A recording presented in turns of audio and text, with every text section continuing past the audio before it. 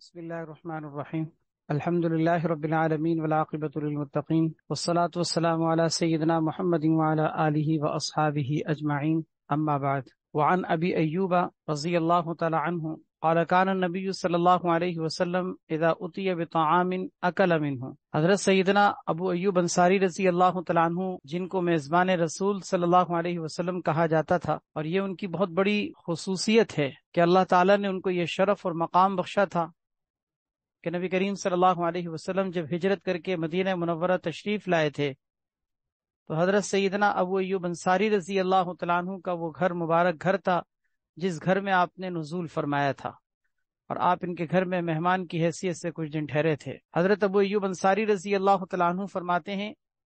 کہ نبی کریم صلی اللہ علیہ وسلم جب ان کے پاس کوئی کھانا لایا جاتا تھا اکل منہ، تو آپ اس میں سے تناول فرمایا کرتے تھے۔ وبعث بفضلہ الیہ، اور آپ صلی اللہ علیہ وسلم اس کا بچا ہوا کھانا میری طرف واپس بھجوا دیا کرتے تھے۔ وَإِنَّهُ بَعَثَ إِلَيَّ يَوْمًا بِقَصْعَةٍ لَمْ يَأْكُلْ مِنْهَا، ایک دفعہ کی بات ہے کہ آپ صلی اللہ علیہ وسلم نے پیالہ ویسے ہی واپس بھجوا دیا، لم یأکل منہا، آپ نے اس میں سے کچھ بھی تناول نہ فرمایا۔ لأن فیہا ثومن، اور اس کی وجہ یہ بیان فرمائی کہ اس کے اندر ثوم یعنی اس کے اندر لہسن ہے۔ کچا لہسن آپ کو معلوم ہے کہ اگر کھایا جائے تو اس کی وجہ سے منہ میں ایک اسمیل سی اور بو سی پیدا ہو جاتی ہے، اور نبی کریم صلی اللہ علیہ وسلم کا چونکہ وحی کے ساتھ تعلق تھا، فرشتوں کی آمد رہتی تھی، حضرت جبرائیل امین علیہ الصلوۃ والسلام آپ کے پاس آیا جایا کرتے تھے، تو آپ صلی اللہ علیہ وسلم ہر وقت اس چیز کا بہت خیال رکھا کرتے تھے کہ آپ کے منہ سے کسی بھی قسم کی کوئی اسمیل وغیرہ کی چیز نہ آ رہی ہو۔ اور نہ صرف یہ کہ آپ ایسی کوئی چیز کھاتے نہیں تھے جس کی وجہ سے اسمیل پیدا ہوتی ہے جیسے کچی پیاز یا لہسن وغیرہ، بلکہ اس سے آگے بڑھ کر آپ اپنے منہ کو صاف ستھرا اور پاکیزہ صاف ستھرا رکھنے کا حد درجہ اہتمام کرتے تھے۔ چنانچہ آپ صلی اللہ علیہ وسلم اپنے دانتوں کو مسواک سے بہت زیادہ صاف کرتے تھے، اتنی کثرت سے صاف کرتے تھے، سنن نسائی کی روایت ہے کہ صحابہ کرام فرماتے ہیں کہ ہمیں لگتا تھا کہ جیسے کہ آپ اپنے مسوڑوں کو چھیل دیں گے، آپ اپنے مسوڑوں کو چھیل ڈالیں گے، اتنا آپ اپنے دانتوں کو صاف ستھرا رکھتے تھے۔ ہمیں بھی نبی کریم صلی اللہ علیہ وسلم کی اتباع سنت میں اپنے منہ کو صاف ستھرا رکھنا چاہیے، اپنی دانتوں کی صفائی، اپنے مسوڑوں کی صفائی، کھانے کے بعد خلال کرنا، اسی طریقے سے مسواک کا اہتمام، اپنے دانتوں میں کوئی کھانے کے اجزاء وغیرہ پھنسے نہ رہ جائیں، اور خاص طور پر رات کو اس حالت میں سونے کی وجہ سے پھر دانتوں میں کیڑے لگ جاتے ہیں، ان ساری چیزوں کا کام، ان ساری چیزوں کا اہتمام ہمیں اللہ کے نبی صلی اللہ علیہ وسلم کے طریقے سے ملتا ہے، آپ کی سنت کی اتباع ہے۔ اور جدید طب، میڈیکل سائنس، یہ طب یہ بھی یہی کہتی ہے کہ انسان کو اپنے دانتوں کی صفائی کا حد درجہ اہتمام کرنا یہ صحت مند زندگی گزارنے کا ظاہری اعتبار سے ذریعہ ہوتا ہے۔ بہرحال آپ صلی اللہ علیہ وسلم نے اس کھانے کو ویسے ہی واپس بھیج دیا، اور آپ نے اس میں سے کچھ بھی نہیں کھایا۔ لأن فیہا ثومن، اس کی وجہ یہ تھی کہ اس کے اندر لہسن تھا۔ فسألتہ، تو میں نے آپ صلی اللہ علیہ وسلم سے سوال کیا کہ یا رسول اللہ، کیا یہ حرام ہے کہ لہسن کھانا جائز نہیں؟ کیا آپ نے لہسن کی وجہ سے کھانا چکھا بھی نہیں، آپ نے تناول بھی نہیں فرمایا، تو کیا یہ کھانا درست نہیں ہے؟ آپ نے فرمایا کہ نہیں، کہ یہ حرام نہیں ہے، ولیکن اکرہہ، لیکن میں اس کو ناپسند کرتا ہوں، من اجر ریحہ، اس کی بو کی وجہ سے، اس کی بو کی وجہ سے، یعنی اس کا مطلب یہ کہ اس کے اندر ایک بو اور اسمیل سی ہوتی ہے، اس وجہ سے میں اس کے کھانے کو پسند نہیں کرتا۔ قال، حضرت ابو ایوب انصاری رضی اللہ تعالیٰ عنہ فرماتے ہیں فإنی اکرہ ما کرہتا، حضرت ابو ایوب انصاری رضی اللہ تعالیٰ عنہ نے فرمایا کہ یا رسول اللہ، میں بھی اس چیز کو ناپسند کرتا ہوں جس چیز کو آپ نے ناپسند کیا،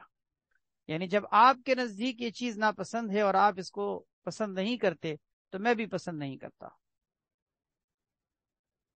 یہاں یہ سمجھ لینی چاہیے بات کہ لہسن سے مراد کچا لہسن ہے، اگر وہ کھانے میں پک چکا ہو تو صورت میں اس کے کھانے سے کوئی بو اور اسمیل نہیں آتی، اس کا یہ حکم نہیں۔ دوسری بات یہ سمجھنی چاہیے کہ اس حدیث سے یہ استدلال نہیں کیا جا سکتا کہ ہم بھی یہ کہیں کہ لہسن نہیں کھا سکتے۔ لہسن کھانا درست نہیں کیونکہ اس کے کھانے سے اسمیل آتی ہے، یہ مطلب نہیں ہے۔ اس حدیث کا جو ظاہری اعتبار سے مطلب ذکر کیا گیا ہے وہ یہ کہ انسان کو ایسے موقع پر جبکہ اس کا نماز پڑھنے کا ارادہ ہو، قرآن پاک کی تلاوت کرنے کا ارادہ ہو، ذکر کرنے کا اہتمام ہو، تو ایسی صورتحال کے اندر، ایسے اوقات کے اندر انسان کو کچی پیاز یا کچا لہسن نہیں کھانا چاہیے۔ جیسے سلاد وغیرہ کے اندر کچی پیاز استعمال کی جاتی ہے یا کچا لہسن استعمال کیا جاتا ہے تو اس وقت میں آپ استعمال نہ کریں۔ باقی عام حالات میں آپ کسی بھی وقت استعمال کر سکتے ہیں، کوئی حرج کی بات نہیں، اپنی پسند کے مطابق آپ کا دل کر رہا ہے آپ کچھ بھی کھائیں، منہ میں اسمیل بھی اگر آ رہی ہو تو کوئی حرج نہیں، لیکن ایسے وقت میں کم سے کم نہ کھائیں کہ جس میں آپ نے کوئی نماز وغیرہ کا اہتمام کرنا ہے، تلاوت کرنی ہے، ذکر کرنا ہے، تو اس وقت میں کم سے کم اس چیز سے بچیں۔ نبی کریم صلی اللہ علیہ وسلم کا چونکہ ہر وقت معاملہ وحی کے ساتھ ایسا جڑا ہوا تھا کہ کسی بھی وقت حضرت جبرائیل امین علیہ الصلوۃ والسلام تشریف لاتے تھے اور ان کے آنے کا کوئی وقت پہلے سے نہیں پتا ہوتا تھا کہ وہ کب آئیں گے، تو نبی علیہ الصلوۃ والسلام نے تو گویا کہ مستقل اس طریقے کو اپنایا تھا کہ آپ ایسی چیزوں سے کلی طور پر بچتے تھے۔ وعن جابر رضی اللہ تعالی عنہ ان النبی صلی اللہ علیہ وسلم قال من اکل ثوما او بصلا فلیعتزلنا، آپ صلی اللہ علیہ وسلم نے ارشاد فرمایا کہ جس نے کچا لہسن یا کچی پیاز کھائی فلیعتزلنا، تو اس کو چاہیے کہ وہ ہم سے الگ رہے۔ ہم سے الگ رہنے کا مطلب یہ ہے کہ مسجد میں نہ آئے، جماعت کے ساتھ نماز میں شریک نہ ہو، اس لیے کہ مسجد میں نماز پڑھنے کے اوقات میں جب انسان جماعت کے لیے جا رہا ہوتا ہے اس وقت میں قریب قریب انسان کو کچی پیاز یا کچا لہسن وغیرہ نہیں کھانا چاہیے۔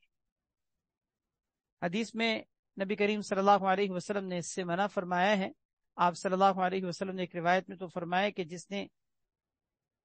کچی پیاز کھائی ہو تو اس کو کھانے کے بعد ہرگز وہ ہماری مسجد میں نماز کے قریب بھی نہ آئے۔ اس کا مطلب یہ کہ کوئی بھی اسمیل والی چیز، صرف پیاز ہی مقصود نہیں، کوئی بھی چیز، حتیٰ کہ علماء نے ذکر کیا ہے کہ اگر کوئی شخص خدا نخواستہ اسموکنگ کرتا ہے تو اس صورت میں بھی اس کو چاہیے کہ کم سے کم اول تو اسموکنگ کوئی اچھی چیز نہیں، انسان کو بچنا چاہیے، یہ کوئی اچھے لوگوں کا طریقہ نہیں ہے، لیکن بہرحال اگر کسی نے کرنی بھی ہو تو کم سے کم نماز سے پہلے تو نہ کرے۔ اسموکنگ کر کے نماز میں چلے جانا، اسموکنگ کر کے جماعت میں شرکت کرنا،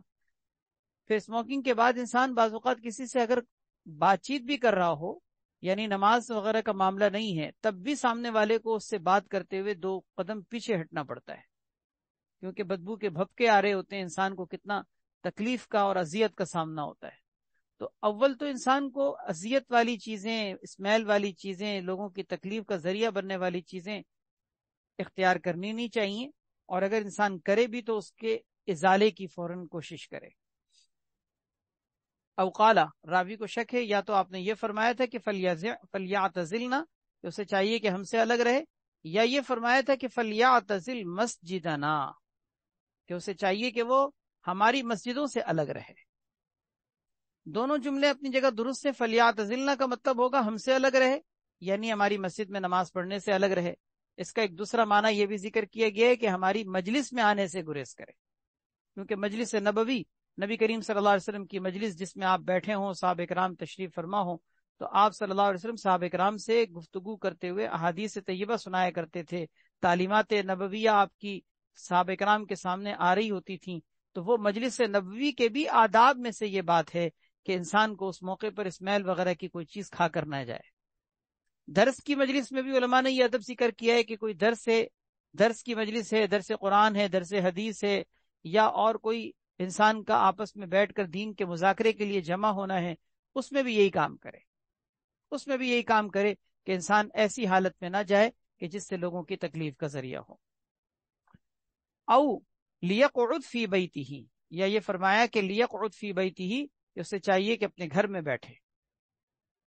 وَإِنَّ النَّبِيَّ صلی اللہ علیہ وسلم اُتِیَ بِقِدْرٍ فِيهِ خَزِرَاتٌ مِّن بُقُولٍ، نبی کریم صلی اللہ علیہ وسلم کے پاس کوئی ہانڈی لائی گئی، فِيهِ خَزِرَاتٌ مِّن بُقُولٍ، جس کے اندر سبزیوں میں سے کچھ تھا،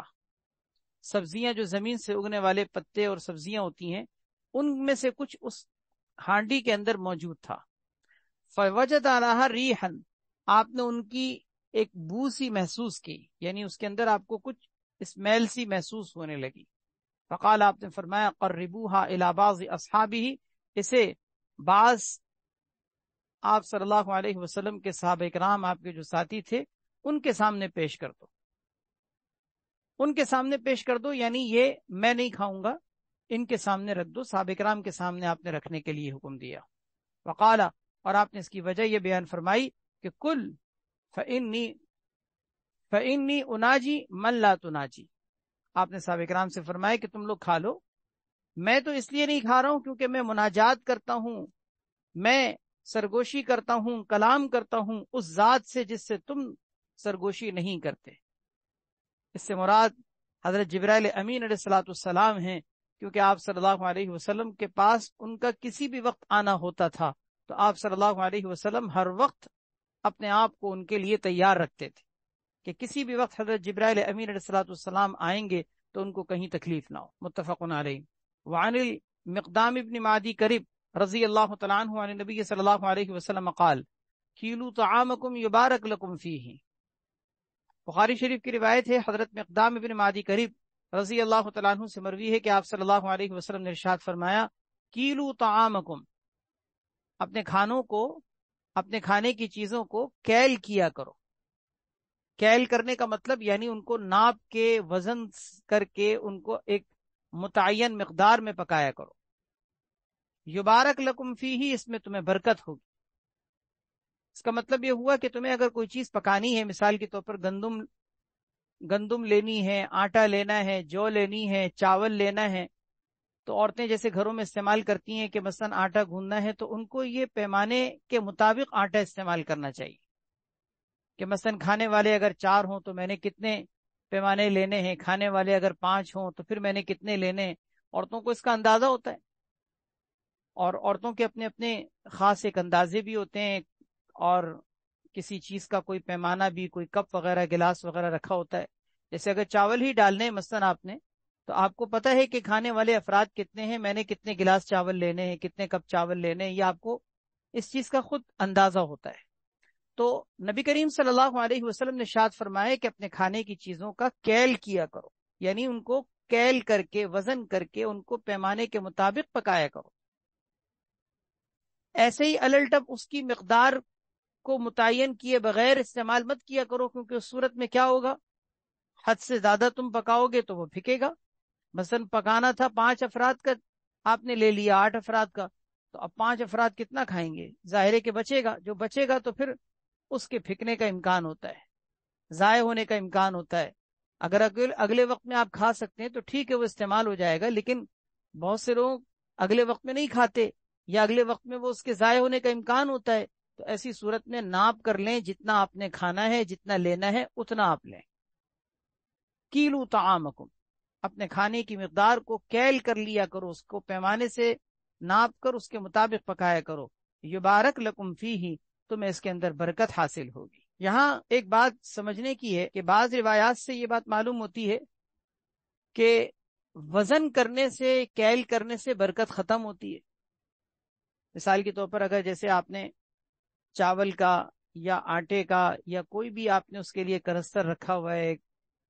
بالٹی رکھی ہوئی ہے، اور اس کے اندر آپ اناج یا غلہ رکھتے ہیں،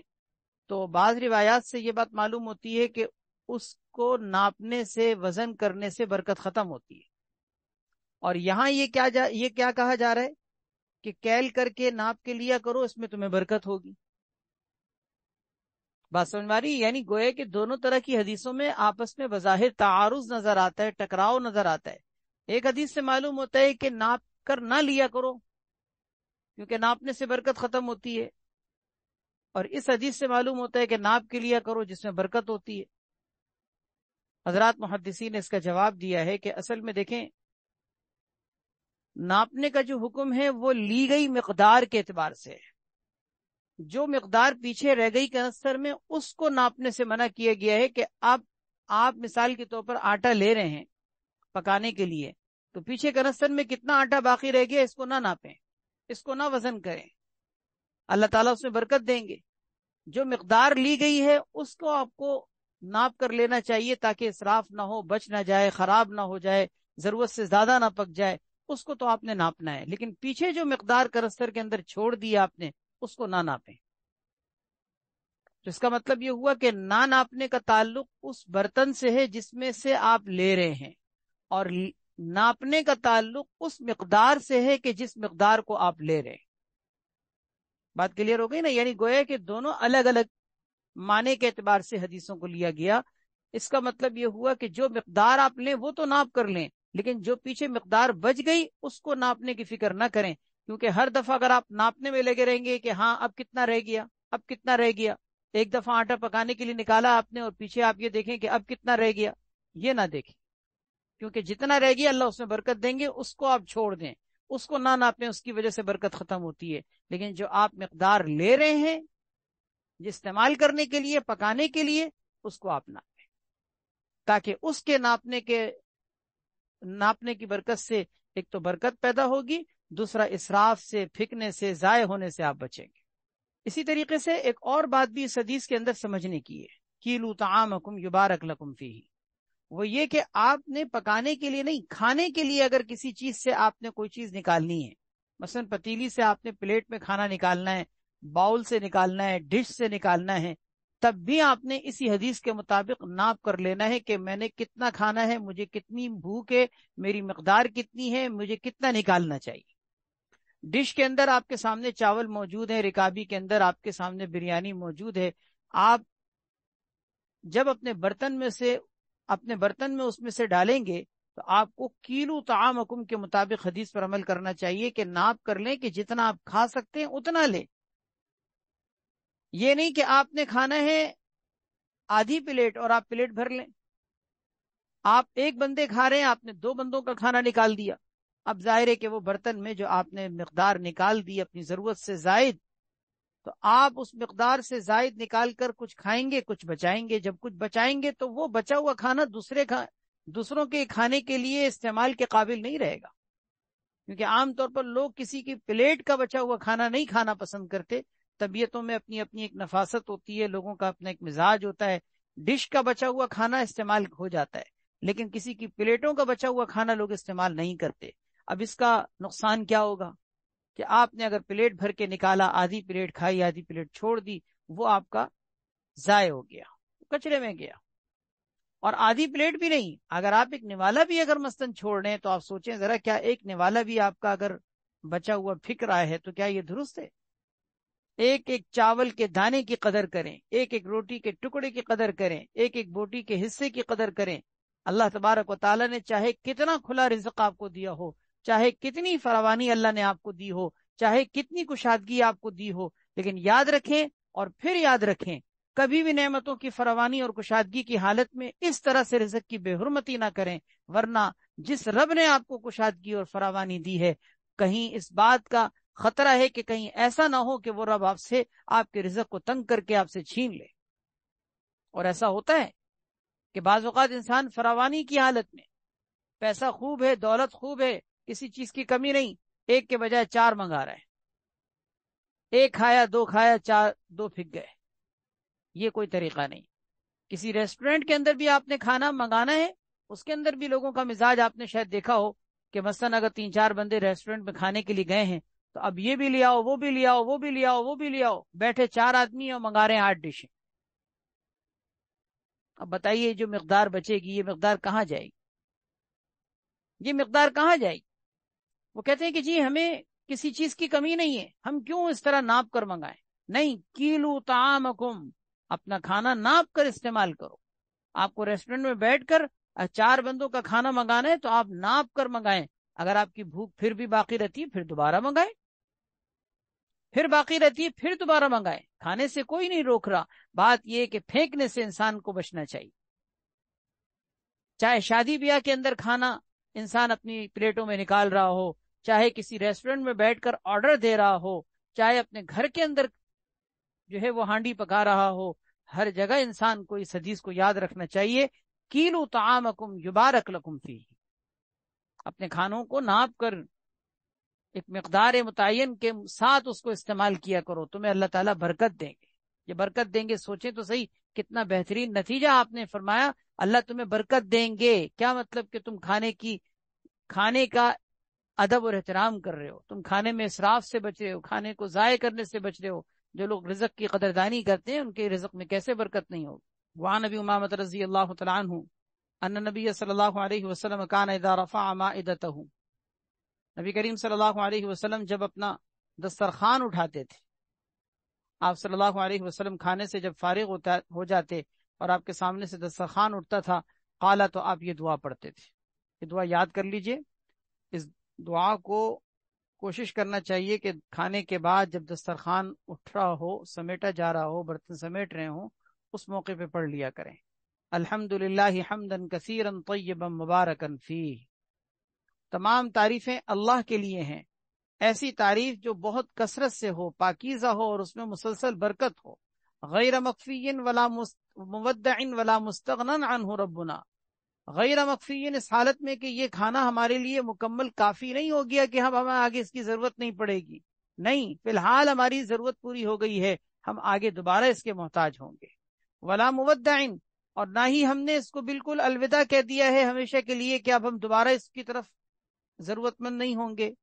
محتاج نہیں ہوں گے، نہیں، ہم نے ہمیشہ کے لیے اس کو خیر آباد نہیں کہہ دیا۔ ولا مستغنن عنہ، اور نہ ہی ہم اس سے مستغنی ہو گئے ہیں کہ اب ہمیں اس کی کوئی احتیاج نہیں، نہیں، دوبارہ اگلے وقت میں ہمیں اس کی پھر ضرورت ہوگی۔ ربنا، اے ہمارے پروردگار، یعنی اس کا مطلب یہ ہوا کھانے کا دسترخوان اٹھ رہا ہے، دسترخوان سمیٹ رہے ہیں، برتن اٹھا رہے ہیں، اور ساتھ میں یہ اظہار کہ یا اللہ ہم کھانے کو اس لیے اپنے سامنے سے نہیں اٹھا رہے کہ ہم اس سے مستغنی ہو چکے ہیں۔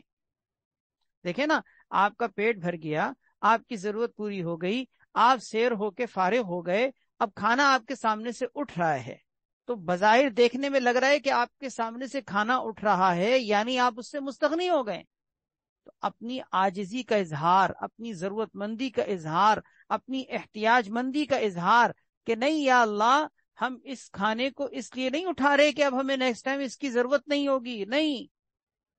کچھ گھنٹوں کے گزرنے کے بعد ہمیں اس کھانے کی پھر حاجت ہوگی،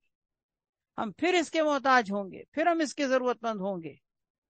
آپ سوچیں ذرا کتنا پیارا تصور اسلام نے ہمیں دیا ہے کہ کھانے کا دسترخوان اٹھاتے ہوئے بھی اس بات کا اظہار کہ یا اللہ ہم اس کو اس لیے نہیں اٹھا رہے کہ ہم اس سے مستغنی اور بے نیاز ہو چکے ہیں، نہیں، ہم اس کے پھر بھی محتاج ہوں گے۔ الحمدللہ حمدا کثیرا طیبا مبارکا فیہ غیر مکفی ولا مودع ولا مستغنن عنہ ربنا۔ یہ کھانا کھانے کے بعد جب دسترخوان اٹھ رہا ہو اس کو یاد کر لیجئے اور کھانے کے بعد اس کو پڑھ لیا کریں۔ وعن انس رضی اللہ تعالی عنہ قال قال رسول اللہ صلی اللہ علیہ وسلم ان اللہ تعالی لیرضى عن العبد، اللہ تبارک و تعالی بندے سے راضی اور خوش ہوتے ہیں، اللہ تعالیٰ بندے سے راضی ہوتے ہیں، خوش ہوتے ہیں اس بات پر کہ ان یأکل الاکلہ، کہ وہ کوئی کھانے کا لقمہ اٹھاتا ہے، کھاتا ہے، فیحمدہ علیہا، اور اس پر وہ اللہ تعالیٰ کی حمد و ثنا اور شکر کرتا ہے، ویشرب الشربۃ، پانی کا کوئی گھونٹ پیتا ہے، فیحمدہ علیہا، اور اس پر بھی وہ اللہ تعالیٰ کی حمد و ثنا اور شکر کرتا ہے،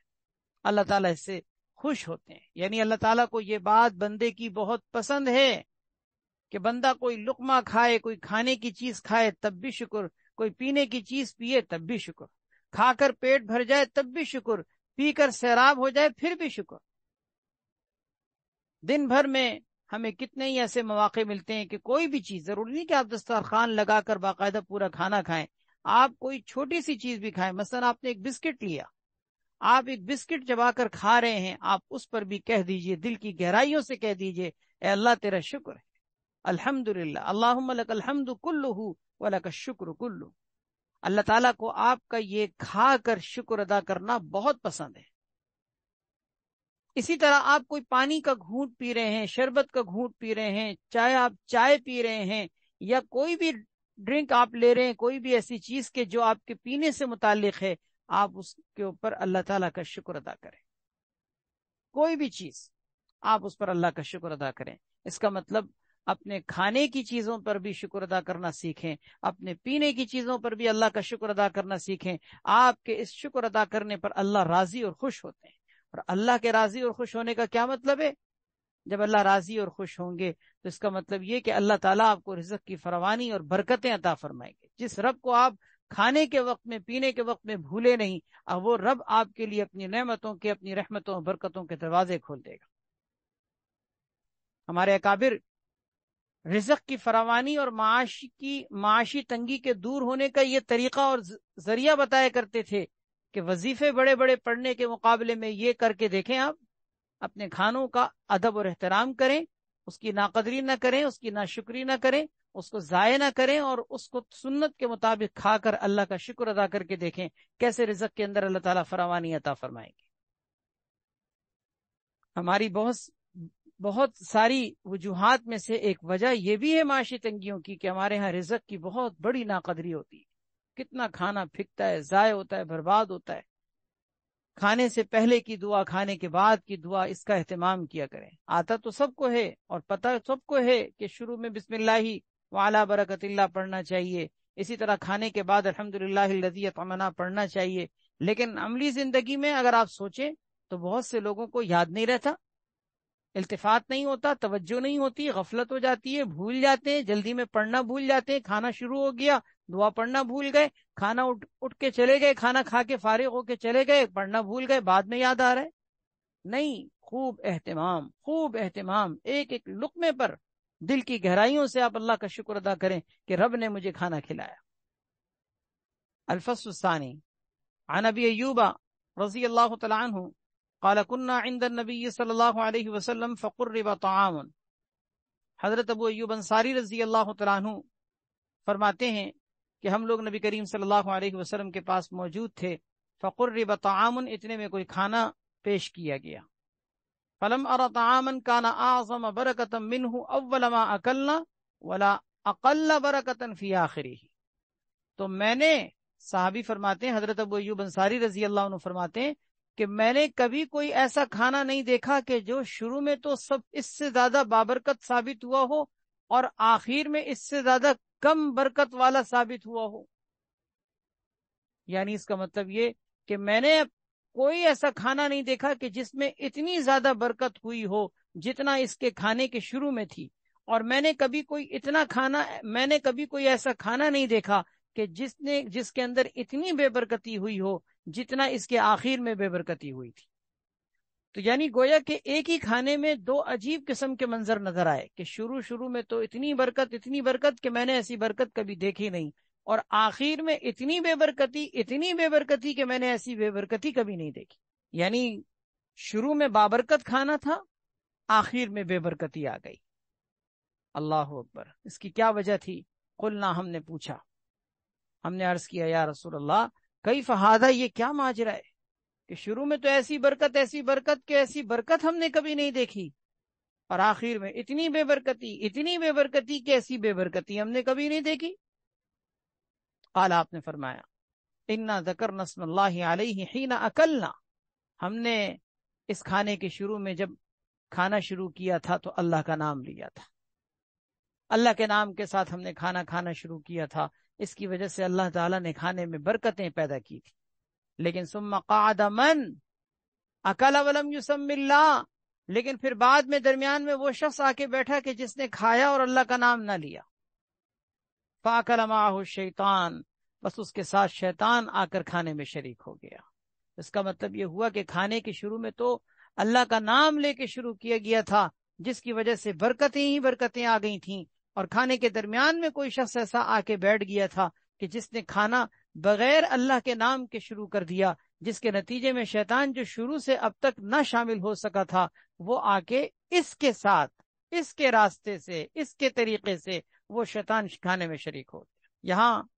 اس حدیث کے ضمن میں ایک بڑی کام کی بات سمجھنے کی ہے، بہت اہم نقطے کی بات ہے، یہ یاد رکھنے کی بات ہے۔ علماء نے لکھا ہے اس حدیث سے یہ بات ثابت ہوتی ہے کہ اجتماعی طور پر اگر کچھ افراد بیٹھ کے کھانا کھا رہے ہیں تو ان سب کے بسم اللہ پڑھنے کی برکت سے شیطان سے حفاظت ہوگی۔ چند افراد کے بسم اللہ پڑھنے اور چند افراد کے بسم اللہ نہ پڑھنے سے شیطان سے حفاظت نہیں ہوتی۔ یہ بڑی نکتے کی بات ہے، عام طور پر لوگوں کو اس کا علم نہیں ہوتا، اور اس حدیث کے ضمن میں ہم یہ مسئلہ لوگوں کو سمجھاتے ہیں، بتاتے ہیں کہ بھئی ایک دسترخوان پہ اگر 10 افراد بیٹھیں، 10 کے 10 افراد بسم اللہ پڑھیں، 9 افراد نے اگر بسم اللہ پڑھی ہے، ایک بندے نے بسم اللہ نہیں پڑھی، اس ایک بندے کی وجہ سے شیطان آ جائے گا. بات سمجھ میں آ رہی ہے؟ یعنی گویا کہ اس کا مطلب کیا ہوا کہ آپ اجتماعی دسترخوان پہ کھانا کھاتے ہوئے یہ کہہ کے مطمئن نہ ہو جائیں کہ میں نے تو بسم اللہ پڑھ لی، میرا کام پورا ہو گیا. نہیں، ٹھیک ہے آپ نے بسم اللہ پڑھ لی، آپ نے سنت کے مطابق عمل کر لیا، اور کرنا بھی چاہیے کہ انسان کو بسم اللہ سے کھانا کھانا چاہیے، لیکن آپ نے بسم اللہ پڑھ کے اپنا معاملہ تو ٹھیک کر لیا. آپ کے ساتھ جتنے کھانے کے شرکا ہیں، جتنے پارٹنر ہیں، ان میں سے کسی ایک نے بھی اگر بسم اللہ نہیں پڑھی ہو، چاہے وہ شروع سے آپ کے ساتھ شریک ہوئے ہوں، چاہے وہ درمیان میں آ کر آپ کے ساتھ شریک ہوئے ہوں، یاد رکھیے اگر ان میں سے کسی نے بسم اللہ نہیں پڑھی، آپ کے بسم اللہ پڑھنے کے باوجود اس کھانے میں شیطان آئے گا. کتنی اہم بات نہیں ہے یہ؟ کتنی اہم بات ہے. میں سمجھتا ہوں کہ یہ بات جو ہے نا، جو حدیث سے میں نے ابھی آپ کے سامنے عرض کی ہے، یہ بہت سے لوگوں کو پتہ نہیں ہوتی. اس کا مطلب یہ ہوا کہ ہمارے لیے گھروں میں یا کہیں بھی اجتماعی طور پر اگر کھانے کا انتظام ہو تو ہم اس بات کا اہتمام کریں کہ بسم اللہ خود بھی پڑھیں، دوسروں کو بھی پڑھائیں. یہ ہے اصل بات کرنے کی،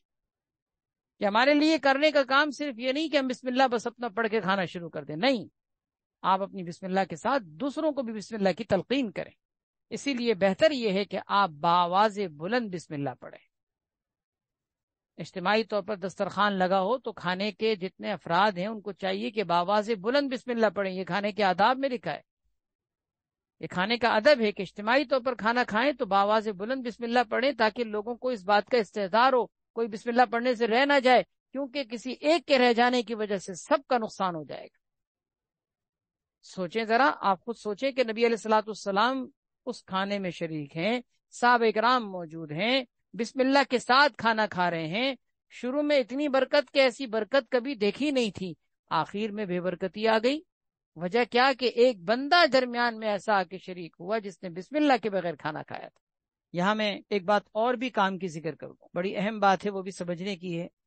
کہ کھانے میں شیطان کے شریک ہونے کے کئی مرحلے ہوتے، اور ہر مرحلے پر شیطان کی کوشش ہوتی ہے کہ میں کھانے کے اندر داخل ہوں. سب سے پہلے مرحلے پر وہ شروع میں بسم اللہ بھلواتا ہے، اور اس کی کوشش ہوتی ہے کہ کھانے کے شروع میں بسم اللہ نہ پڑھیں تاکہ میں بھی کھانے میں شریک ہوں. وہ باتوں میں ایسا لگائے گا، ایسی بھول بھولیوں میں گھمائے گا، اور آپ کو اس طرح سے آپ کے خیالات کو بھٹکے گا کہ آپ کھانا شروع کر دیں گے اور بسم اللہ پڑھنا بھول جائیں گے. یہ شیطان کی کوشش ہوتی ہے باقاعدہ کہ وہ کھانے کے شروع میں بسم اللہ پڑھنے سے انسان کے لیے رکاوٹ بننے کی کوشش کرتا ہے تاکہ میرے لیے کھانے کا راستہ صاف ہو جائے. یہ اس کی پہلی کوشش ہوتی ہے، پہلی کوشش. اس کوشش میں اگر وہ کامیاب ہو گیا تو ٹھیک ہے، پھر اگلی کوششوں کی اس کی ضرورت ہی نہیں ہے، کیونکہ اس کو تو کھانے میں شرکت کا موقع مل گیا ہے. دوسری کوشش، اگر وہ پہلی کوشش میں ناکام ہو جائے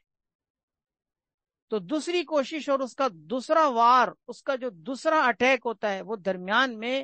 کسی ایسے بندے کو داخل کرنے کا ہوتا ہے کہ کسی ایسے بندے کو لے کر وہ آ جائے کہ جو بغیر بسم اللہ کے کھانے میں ہاتھ ڈالے، تاکہ میں اس راستے سے کھانے میں شریک ہو جاؤں. مثال کے طور پر اگر 10 افراد بیٹھ کے کھانا کھا رہے ہیں ایک دسترخوان پہ، تو وہ 11ویں کسی بھی بندے کو، حتیٰ کہ وہ بچہ بھی اگر ہو نا، چھوٹا بچہ، نابالغ بچہ، یہ بات آگے حدیث میں آئے گی، نابالغ چھوٹا بچہ بھی اگر ہوگا نا تو اس کو بھی لے کر آئے گا کھانے میں، کہ وہ بھی بغیر بسم اللہ کے اس میں ہاتھ ڈالے تاکہ میں اس راستے سے کھانے میں گھس جاؤں. کیونکہ مجھے تو ان لوگوں نے گھسنے نہیں دیا، یہ 10 افراد بیٹھے ہوئے، ان سب نے بسم اللہ پڑھ کے میرا راستہ بند کر دیا ہے. وہ کسی بندے کو لے کر آئے گا، چاہے وہ بندہ ہو، چاہے وہ بندی ہو، چاہے وہ بچہ ہو، چاہے وہ بچی ہو، اس کو بغیر بسم اللہ کے کھانے میں ہاتھ ڈلوائے گا اور اس سے اپنا راستہ کلیئر کرے گا. یہ اس کی دوسری کوشش ہوتی ہے، یہ اس کا دوسرا اٹیک ہوتا ہے. یہ بھی حدیث سے ثابت ہے درمیان میں اس طرح گھسنے کا. یہ والی جو حدیث ہمارے سامنے موجود ہے، اس میں بھی یہی بات مل رہی ہے کہ ایک شخص درمیان میں آ کے بیٹھا اور بسم اللہ کے بغیر کھانا شروع کیا تو اس راستے سے شیطان آ گیا. حالانکہ بسم اللہ تو پڑھی تھی سب نے نا. اور بھی اس بارے میں دلیلیں آگے آ رہی ہیں، حدیثوں میں یہ بات آ رہی ہے کہ کسی بچے یا بچی کے ذریعے سے شیطان نے گھسنے کی کوشش کی، آپ نے اس بچہ یا بچی کا ہاتھ پکڑ لیا، آپ نے فرمایا کہ اللہ کی قسم شیطان کا ہاتھ میرے ہاتھ میں ہے، اگر تم دیکھ سکو کہ میں نے شیطان کا ہاتھ اس ہاتھ میں پکڑا ہوا ہے. تو یہ اس کا دوسرا اٹیک ہوتا ہے. اس اٹیک میں بھی اگر وہ ناکام ہو گیا، مثال کے طور پر 10 افراد بیٹھے تھے کھانے کے شروع میں بسم اللہ پڑھ کے، درمیان میں بھی کوئی 11واں بندہ نہیں آیا، ایسا کہ جس نے بسم اللہ نہ پڑھی ہو، سب نے بسم اللہ پڑھ کے کھانا شروع سے لے کے آخر تک کھا کے ختم کر دیا، اب بھی شیطان کا ایک وار ہوتا ہے۔ غور کیجئے گا، یہ وار میں آپ کو اس لیے بتا رہا ہوں کہ ہم اپنے شیطان جو دشمن ہے اس دشمن کے وار کو سمجھیں، اس کے اٹیک کو سمجھیں کہ وہ کس راستے سے اٹیک کرتا ہے، تاکہ ہم اس کے اٹیک سے بچیں۔ اس لیے میں بطور خاص تفصیل سے ذکر کر رہا ہوں۔ شروع میں اٹیک بسم اللہ پڑھوانا بھلوا دے گا، درمیان میں اٹیک کے کسی بندے کو لے کر آئے گا، اس کے بعد جب آپ کھانا کھا کے فارغ ہو گئے، اب بھی شیطان کا وار ختم نہیں ہوا، اب بھی شیطان کا ایک وار باقی ہے، وہ بھی حدیث سے ثابت ہے۔ وہ یہ کہ آپ نے کھانے کے بعد اگر اپنی پلیٹ صاف نہ کی، اپنی پلیٹوں میں کھانا چھوڑا، کہ پلیٹ میں آپ نے اپنی مقدار سے زیادہ کھانا نکالا اور پورا نہ کھا سکے، اور آپ نے اس کو چھوڑ دیا، بچا دیا، کھانا ویسے ہی چھوڑ دیا پلیٹ میں بچا ہوا، تو آپ اس برتن کو صاف کیے بغیر جب اٹھیں گے تو یہ جو کھانا آپ نے چھوڑا ہے، شیطان آ کے اس کو کھاتا ہے۔ گویا کہ شیطان اس کھانے کو بھی جو انسان بچا کے ضائع کرنے کے لیے چھوڑ دیتا ہے، اس کھانے کو بھی شیطان آ کے کھاتا ہے۔ اس کا مطلب اگر وہ آپ کے ساتھ بیٹھ کر نہیں کھا سکا، درمیان میں آپ کے کھانوں میں نہیں گھس سکا، تب بھی وہ آپ کی پلیٹوں کے بچے ہوئے کھانے کو کھانے کی کوشش میں لگا رہتا ہے۔ اسی لیے حدیث میں آتا ہے کہ جب بندہ کھانا کھاتا ہے اور کھانا کھانے کے بعد پلیٹ صاف کرتا ہے تو برتن اس کو دعا دیتا ہے، برتن اس کو دعا دیتا ہے، اور یہ دعا دیتا ہے کہ اللہ تجھے بھی ایسے ہی محفوظ رکھے جیسے تو نے مجھے شیطان سے بچایا۔ کیا دعا دیتا ہے؟ غور کیجئے گا الفاظ میں، حدیث میں ثابت ہے، یہ بات آگے آ رہی ہے حدیث میں، کہ اللہ تجھے بھی ایسے ہی محفوظ رکھے، ایسی حفاظت کرے جیسے تو نے میری شیطان سے حفاظت کی۔ کیا مطلب اس بات کا؟ اس کا مطلب واضح سا ہے، اس کا مطلب یہ ہے کہ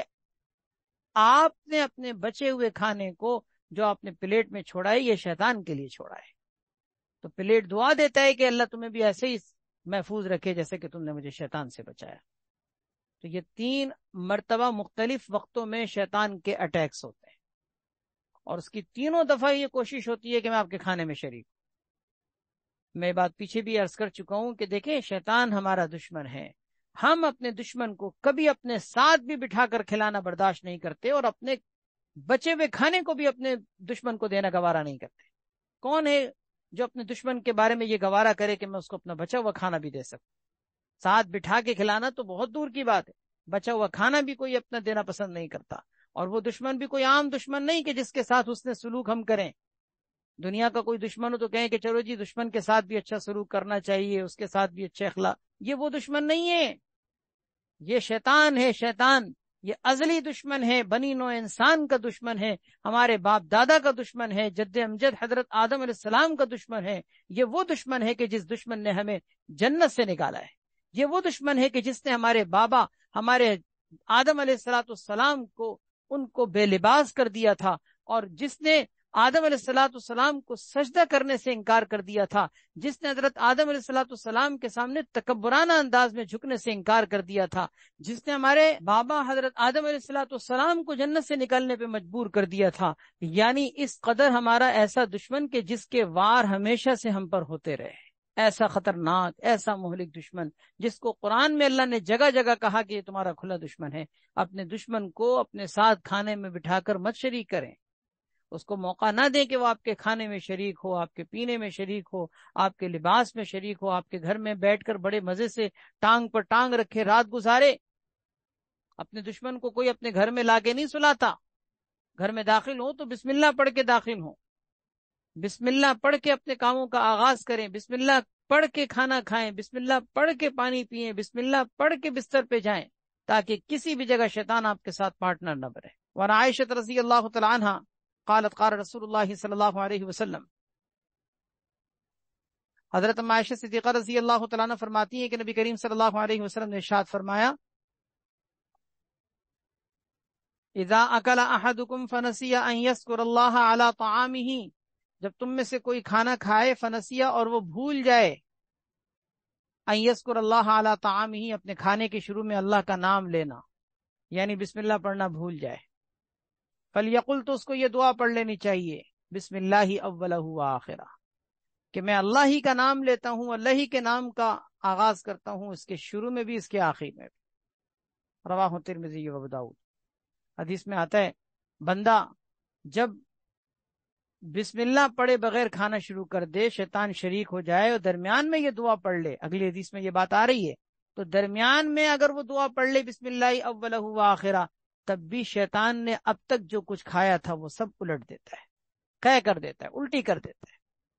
اگلی حدیث میں دیکھیے یہ واقعہ موجود ہے، حضرت امیہ ابن مخشی رضی اللہ تعالیٰ عنہ فرماتے ہیں کہ کانا رجل یأکل، کوئی شخص کھانا کھا رہا تھا، فلم یسمی، اس نے کھانا کھاتے ہوئے بسم اللہ نہیں پڑھی، بغیر بسم اللہ کے کھانا شروع کر دیا، حتی لم یبق من طعامہ الا لقمۃ، یہاں تک کہ جب اس کے کھانے کا صرف ایک لقمہ بچ گیا، یعنی مطلب پورا کھانا کھا لیا، صرف ایک لقمہ بچ گیا تھا، فلما رفعہا الی فیہ، جب اس نے اس لقمے کو اٹھا کر اپنے منہ کی طرف لے جانا چاہا، یعنی وہ آخری لقمہ بھی کھانے کے لیے بالکل تیار تھا کہ اتنے میں اس کو یاد آ گیا، اس نے یہ دعا پڑھی، بسم اللہ اولہ و آخرہ، فضحک النبی صلی اللہ علیہ وسلم، نبی کریم صلی اللہ علیہ وسلم مسکرا اٹھے۔ آپ یہ منظر دیکھ رہے تھے،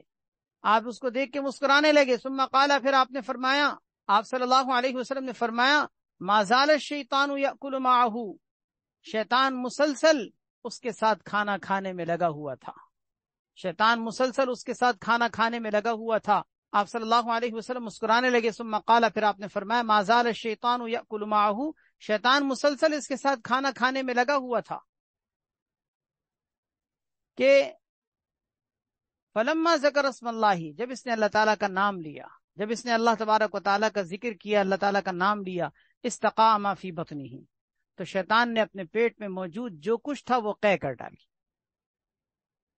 یہاں سے دوبارہ دیکھیے، بسم اللہ اولہ و آخرہ، جب اس نے یہ دعا پڑھی آخری لقمے پہ، تو نبی کریم صلی اللہ علیہ وسلم اس کو دیکھ کے مسکرانے لگے، پھر آپ نے فرمایا، شیطان مسلسل اس کے ساتھ کھانے میں لگا ہوا تھا، یہاں تک کہ جب اس نے اللہ کا نام لیا، استقاء ما فی بطنہ، تو اس نے اپنے پیٹ میں موجود جتنی چیز تھی وہ سب قے کر ڈالی۔ اس سے معلوم ہوا کہ شیطان اگر شروع میں کھانے کے اندر بسم اللہ نہ پڑھنے کی وجہ سے شریک ہو گیا ہو، تو درمیان میں بسم اللہ پڑھنے کی وجہ سے وہ اپنی الٹی کر دیتا ہے، قے کر دیتا ہے، اور کچھ اس کے پیٹ میں باقی نہیں رہتا۔ وعن ابی سعید الخدری رضی اللہ تعالی عنہ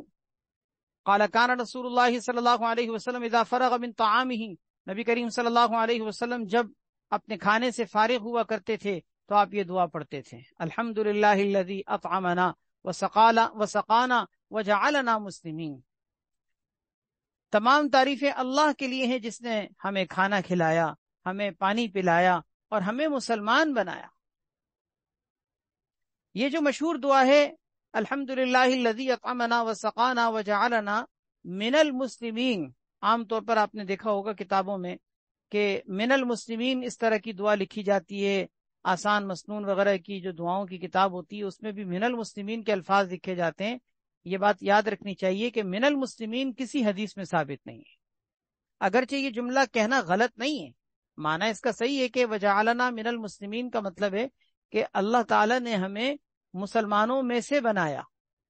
من کے معنی آتے ہیں سے، تو من کہنا غلط نہیں ہے، اگر کوئی کہتا ہے تب بھی صحیح ہے، لیکن اگر کوئی یہ پوچھے کہ زیادہ بہتر کیا ہے، افضل کیا ہے، من کہنا بہتر ہے یا من نہ کہنا بہتر ہے، تو جواب اس کا یہ ہے کہ من نہ کہنا بہتر ہے۔ اس کی وجہ یہ کہ من حدیث سے ثابت نہیں ہے، حدیث میں وجعلنا مسلمین کے الفاظ ثابت ہیں، تو جتنی چیز ثابت ہو اتنا ہی انسان کو رکھنا چاہیے، کیونکہ اس میں برکت زیادہ ہوتی ہے نا۔ الفاظ نبوی، نبی کریم صلی اللہ علیہ وسلم کے الفاظ، آپ صلی اللہ علیہ وسلم کے مبارک جو الفاظ ہیں ان کے اندر بھی برکت ہے، لہذا کوشش یہ ہونی چاہیے کہ وجعلنا مسلمین کہیں۔